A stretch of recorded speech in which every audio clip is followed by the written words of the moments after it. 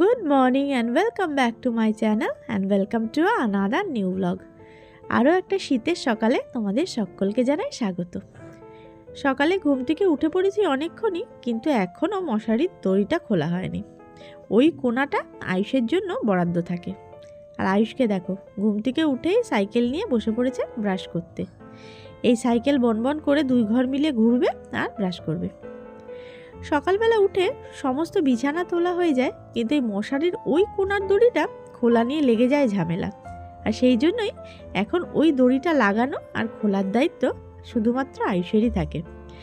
ওকে শুধুখানি বলে দিই, তুমি তো ছোট বেবিরা ওই একটা কাজ করে, আর এটা বললেই ও সঙ্গে সঙ্গে কাজটা করে নেয়।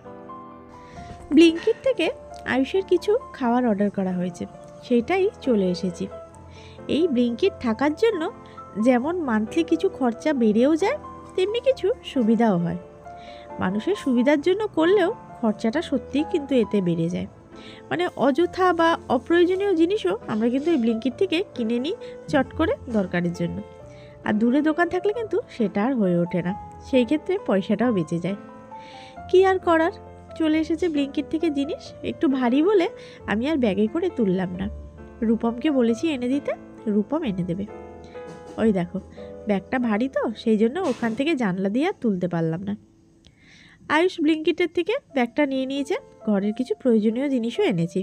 চলো দেখাই কি কি কিনেছি। এই দেখো, মায়ের বলছিল একটুখানি করলা ভাজা খাওয়ার ইচ্ছা হচ্ছে, সেই জন্য নিয়ে এসেছি 500 গ্রাম মতো করলা। আর এই যে প্যাকেটটা দেখতে পাচ্ছ, এটার মধ্যে রয়েছে হলো দুধ। বেসিক্যালি এই দুধ আর আয়ুষের যে মুসলি এসছে, এইটার জন্য আজকে ব্লিঙ্কিটে অর্ডার করা। যেহেতু জিনিসগুলো আসছেই, সেই জন্য ভাবলাম করলাটাও অর্ডার করে দিই। আর এই যে একটা চিপসের প্যাকেট, যেই দেখলো ব্লিঙ্কিটে আমি অর্ডার করছি অমনি বায়না শুরু হয়ে গেল, আমাকে একটা চিপস কিনে দাও। আর এই চিপসটা না সহসা বাইরে পাওয়া যায় না, সেই জন্য ব্লিঙ্কিট থেকে অর্ডার করলাম। আর এই দেখো, এসেছে আয়ুষের স্ট্রবেরি ফ্লেভারের মুসলি। এটা কিন্তু লোকাল খোলা মার্কেটে পাওয়া যাচ্ছে না, খোলা মার্কেটে নর্মাল যেটা সেটাই পাওয়া যাচ্ছে। এই বেরি ফ্লেভার, বেরি ক্রাঞ্চ লেখা আছে দেখো। 2 প্যাকেট অর্ডার করলাম। একবারে 2 প্যাকেট অর্ডার করলে 2 মাসের কাজটা একবারে হয়ে গেল, আর একবারে ডেলিভারি কস্টে 2 হয়ে গেল। প্যাকেটটা খুলে আগে কৌটোর মধ্যে একটুখানি ঢেলে নিই, কারণ এই প্যাকেট থেকে বারবার রোজ রোজ খুলে দেওয়াটা বড্ড অসুবিধা, সেই জন্য কৌটোর মধ্যে আগে ঢেলে নিই। চলো।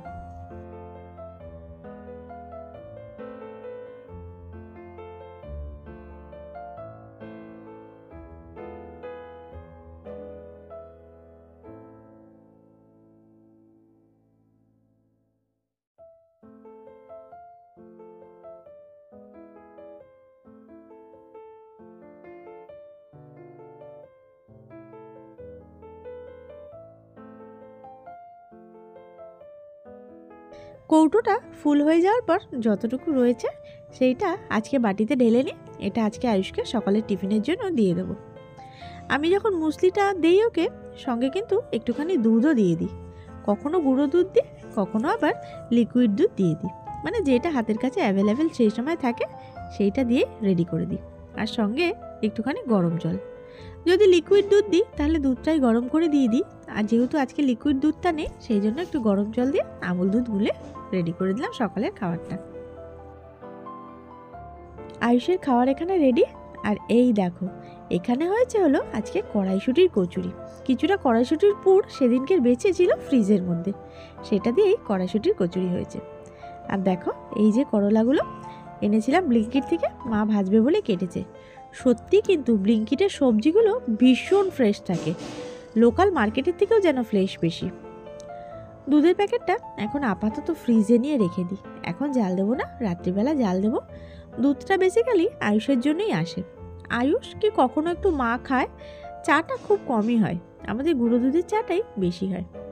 ফ্রিজে একটু ঠাসাঠাসি করেই রেখে দিলাম। একটু অ্যারেঞ্জ করে রাখলে হতো, কিন্তু যেহেতু এক হাতে ফোনটা ধরা সেই জন্য আর অ্যারেঞ্জ করার দরকার নেই, এমনি রেখে দিলাম।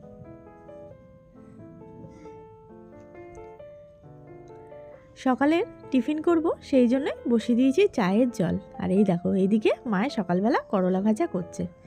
উচ্ছে করলা এগুলো বেসিক্যালি আমার আর মায়ের জন্যই হয়, সুগারের জন্য করা হয় বেশি করে।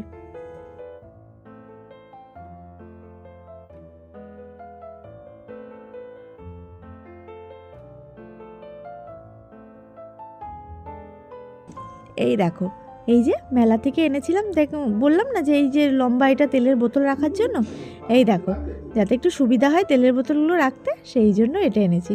ভালোই কিন্তু ইউটিলাইজ করেছি কাজটা। বলো কীরকম লাগছে বলো তো তেলের বোতলগুলো অ্যারেঞ্জ করে রাখার জন্য? মনে হয় আশা করি খারাপ লাগছে না।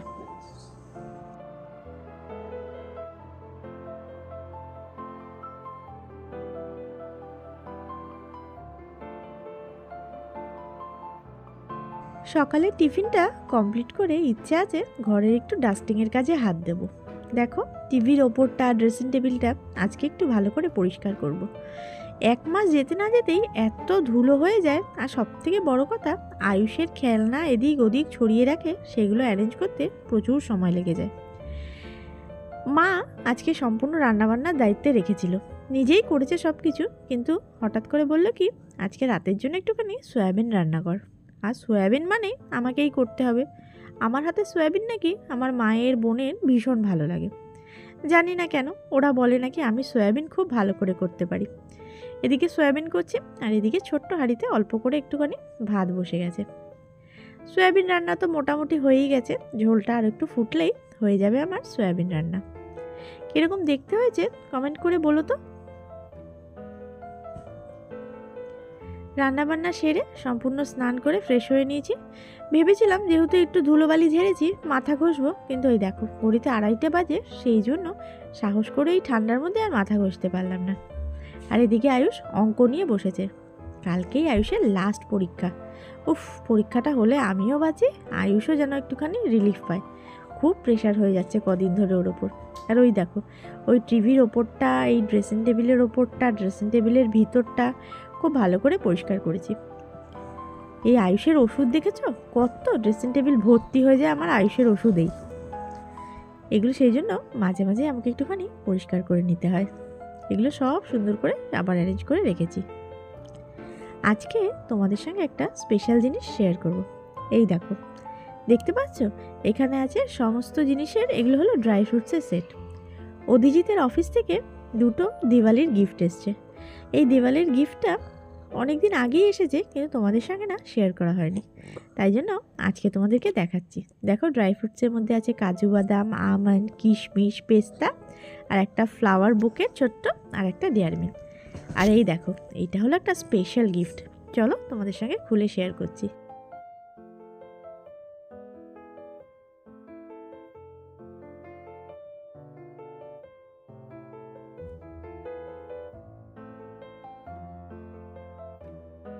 নতুন অফিসে জয়েন করার পর এটা সত্যি একটা উপরি পাওনা বটে। দিওয়ালির গিফটে এরকম ধরনের গিফট সত্যি আগে কখনো পাইনি। দেখো 16 পিসের একটা ডিনার সেট।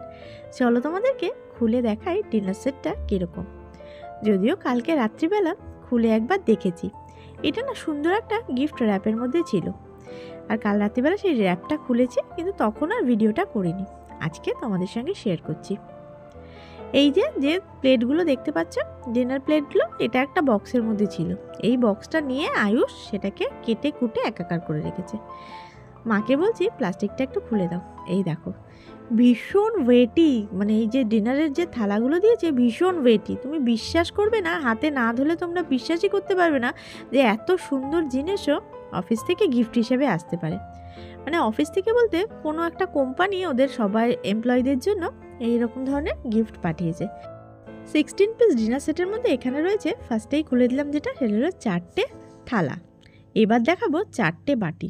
দেখো যদিও আমার স্টিলের বাসন নিজের বিয়েরটাই আজ অবধি ভাঙা হয়নি, মানে এখনও পর্যন্ত সেই বাসন রয়েছে, এখনও নতুনই রয়েছে, তাও এটা একটা নতুন। দেখো 4টে বাটি, বাটিগুলো কিন্তু ভীষণ ওয়েটি। 4টে থালা, 4টে বাটি, এখানে দেখো 4খানা গ্লাস। গ্লাসগুলো কিন্তু ভীষণ সুন্দর। এরকম ধরনের গ্লাস আমার ঘরে একটা সিঙ্গেল পিস আছে।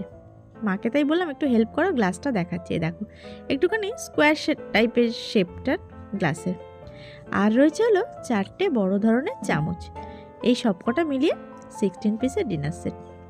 মানে দিওয়ালিতে গিফটের এই উপরি পাওনাটা সত্যি এবছর দারুণ ছিল। তোমাদের কীরকম লাগলো অবশ্যই জানিও। আজকে এই দিওয়ালির গিফটটা দেখেই ভিডিওটা শেষ করব। যদি ভালো লাগে তাহলে করে দিও লাইক, শেয়ার এবং সাবস্ক্রাইব। আবারও দেখা হবে নতুন ভিডিওতে, ততক্ষণের জন্য টাটা।